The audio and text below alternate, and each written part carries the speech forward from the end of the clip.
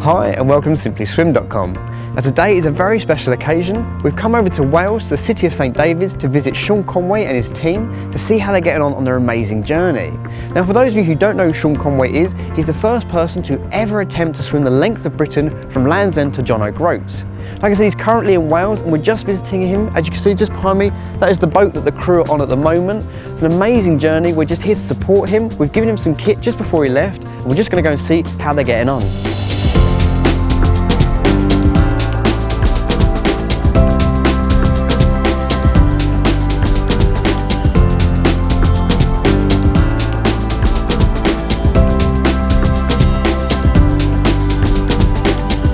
It's going a lot better now than it did at the beginning.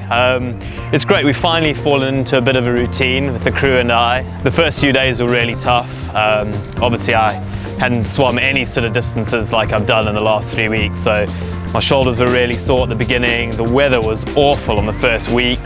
The support boat couldn't get near me because the waves were too big. But as you know, the weather has been amazing for 3 weeks, so someone up there is looking after me and giving me some calm weather. So at the moment, things are looking good. We're up and running a lot more and things are just running a lot better. We've got a morning tide and an evening tide at the moment, so in the middle of the day we're actually finding time to explore castles and shipwrecks and beaches and things, and Sean's getting a lot stronger. We're feeding him about triple the amount that we were originally, and he's getting a lot stronger and we're making our way up slowly. Typical daily routine, well, it's very tidal dependent, but at the moment I've been kind of getting two tides. So I get an early morning tide and a late evening tide. So I get woken up by the crew about 40 minutes before I'm in the water. I'm in bed, I have a My Protein shake with carbon protein to recover. I then put all my kit on, which is quite a long process because my Speedo wetsuit's really perfectly well fitted and it takes a while to sort of get it on, and sometimes it's quite wet from the night before, so that even takes a bit longer. But once it's on, it's super snug. Then in the water, and I probably swim for about an hour and a half to 2 hours at a go. Then I need to stop and feed and eat and have loads of calories. I try and have about 1,500 calories every time I eat. And then back in the water. I'm just right there next to him. To be honest, direction is one of the most important bits from the kayak. If he loses sight of me for a second, he veers off and is swimming back over to America. So I have to keep a really straight line next to him, and then I've got food and drink and just anything. If he needs anything or needs to adjust anything or has any problems, then I'm just right there. Funny story, there's loads of funny stories. The first one being all the crew except Jez, the skipper, got seasick within half an hour of day one. So, even though I put on the interview questionnaire, do you suffer from seasickness?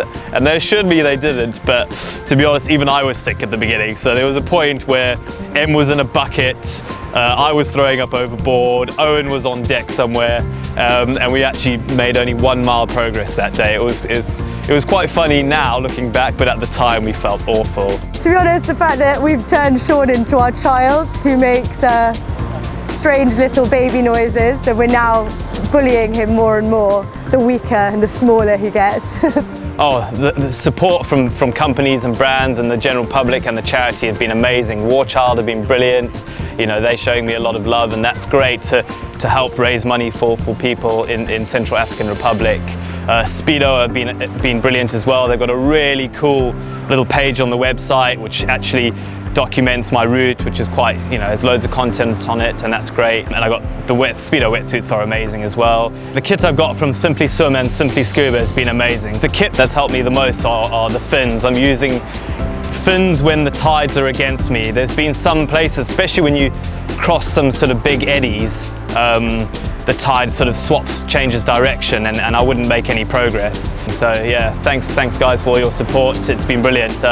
And just the general public on Twitter and Facebook, it's been brilliant sort of getting messages every 5 minutes and people showing their support, and a few people saying, oh, after seeing your swim I want to do the channel, which is brilliant. You know, that spurs me on. So yeah, it's been great. And the great British public generally en route have been brilliant. You know, the crew and I have been offered free accommodation, meals, people have helped us go and get fuel and petrol and food when we come to shore. So yeah, it's turning into a great social adventure, which is kind of what I wanted it to be in the first place. So as you've heard, an absolutely incredible journey that these guys are on. Sounds like they've been having a lot of fun, and obviously we've just left them so they can go on their way to Ireland. So best of luck to Sean and his team. Obviously if you want to track him or get any more information, just visit Speedo's website and their Swim in Britain page. Alternatively, of course, we're going to be blogging about it all over Facebook and Twitter, and of course visit our website at SimplySwim.com.